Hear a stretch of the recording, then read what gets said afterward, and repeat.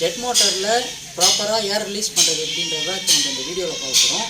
இப்போ வந்து பார்த்திங்கன்னா இந்த மோட்ரு வந்து ஏர் லாக்கில் தான் இருக்குது இல்லைங்களா. இப்போ ஸ்விட்சு போகிறேன்,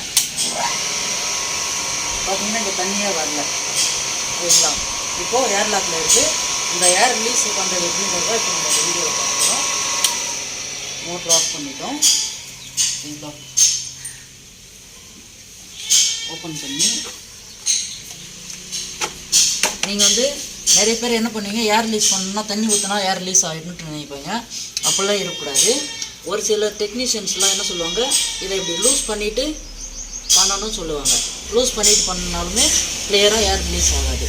நீங்கள் என்ன பண்ணணும், இதை கழட்டி நல்லா ரிமூவ் பண்ணிடணும். எடுத்து இப்படி தனியாக வச்சுட்டு தண்ணி ஃபுல்லாக ஊற்றணும்.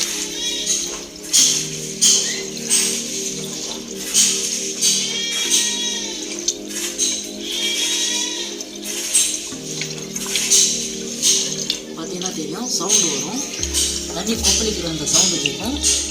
அப்புறம் தண்ணி டைரெக்டாக அந்த மாதிரி வரும் சரிங்களா. இந்த மாதிரி நான் ஸ்டாப்பாக வருதா, ஏர் இல்லாமல் அந்த மாதிரி வந்துச்சுன்னா ஓகே தான். இந்த தண்ணி ஊற்றிக்கிட்டு இப்போ பார்த்தீங்கன்னா இங்கே பார்த்துக்கோங்க, இந்த தண்ணி ஊற்றுறது ஒரே ஃப்ளோவாக போகும் நான் ஸ்டாப்பாக. அந்த ஏர் சவுண்டு இல்லாமல் கொப்பளிக்காமல் நேராக போகும். அப்படி இருக்கும்போது நீங்கள் தண்ணி நல்லா க்ளோஸ் பண்ணிடுங்க. க்ளோஸ் பண்ணிவிட்டு இப்போ பார்த்தீங்கன்னா தண்ணி இந்த லெவல்லே இருக்கும், இறங்கவே இல்லை. இறங்காமல் இருக்குன்னா ஓகே, ஃபுட்வால் நல்லா இருக்குது, ஏர் லாக் மட்டும்தான் ஓகேங்களா. இப்போது க்ளோஸ் பண்ணிட்டோம். இப்போ பார்த்தீங்கன்னா ஸ்விட்சு போடுறோம். போட்டு இப்போ பார்த்தீங்கன்னா தண்ணி வரும்.